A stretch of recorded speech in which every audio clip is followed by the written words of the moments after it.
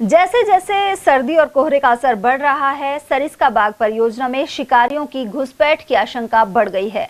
ऐसे में वन विभाग द्वारा नाकों पर रात्रि गश्त बढ़ा दी गई है। सुरक्षा की दृष्टि से जगह जगह कैमरे भी लगाए गए हैं। गौरतलब है कि सरिस्का बाग परियोजना 2004-05 में बाघों से विहीन हो गया था। इनमें अकबरपुर रेंज के बालेटा और पृथ्वीपुरा नाका अति संवेदनशील नाके माने जाते हैं। यहाँ अक्सर शिकारियों की घुसपैठ होती रहती है। उधर डीएफओ अभिमन्यु सहारण ने बताया कि घुसपैठ पर नजर के लिए हर रेंज की फ्लाइंग टीम निर्धारित रूट पर गश्त कर रही है। इसके अलावा अति संवेदनशील नाकों पर अधिक सतर्कता बरती जा रही है।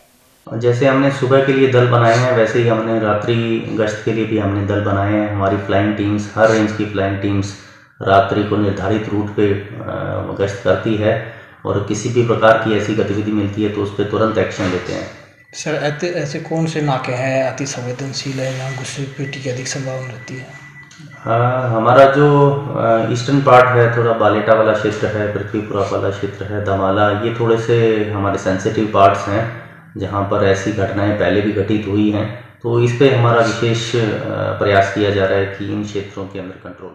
सर्दियों के मौसम में कोहरा जैसे जैसे बढ़ने लगता है, उसी तरह जो सरिस्का की वादियाँ है उसमें कोहरा की आगोश में कुछ दूरी पर भी नजर नहीं आता है। ऐसे में सर्दी के चलते और कोहरे के चलते जो शिकारी घुसपैठ है उसकी अधिक संभावना बन जाती है और शिकारी कोहरे का जो पूरा लाभ उठाते हुए अंदर प्रवेश कर जाते हैं। लेकिन वन विभाग द्वारा पूरी सतर्कता बरती जा रही है। जहां वन विभाग ने नाके नाके पर, चप्पे चप्पे पर वन कर्मचारी तैनात है। ऐसे में पूरी कार्रवाई करते हैं और जो शिकारी घुसपैठ है उसको पूरी तरह रोकने में सक्षम रहते हैं। 2004 और 5 में सरिस्का बाग परियोजना पूरी तरह बाघों से विहीन हो गया था, लेकिन अब पूरी सतर्कता बरती जा रही है और सरिस्का बाग परियोजना तेजी से विकास कर रहा है, जिसमें बाघों की संख्या 50 पर पहुंच गई है। ऐसे में 2 दल गठित किए हुए हैं जहां दिन और रात में दोनों समय जो वन कर्मचारी है पेट्रोलिंग करते हैं और अति संवेदनशील नाके हैं उन पर अधिक ध्यान दिया जाता है।